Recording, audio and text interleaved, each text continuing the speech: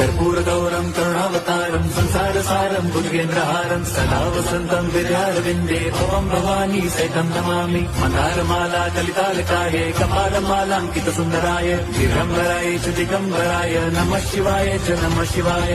लोकांगण मंदिर चरण डोळ्यान पाहिन रूप तुझे प्रेमे अलिंगिन आनंदी पूजिन भावे ओवाळीन म्हणे नमः। त्वमेव माता पिता त्वमेव बंधुश्च सखा त्वमेव विद्या द्रवणं त्वमेव सर्वं मम देवदेव। कायेन वाचा मनसेन्द्रियैर्वा बुद्ध्यात्मना वा प्रकृति स्वभावात् करोमि यद्यत् सकलं परस्मै नारायणायेति समर्पयामि। अच्युतं केशवं राम नारायणं कृष्णदामोदरं वासुदेवं हरिं श्रीधरं माधवं गोपिका वल्लभं जानकी नायकं रामचन्द्रं भजे।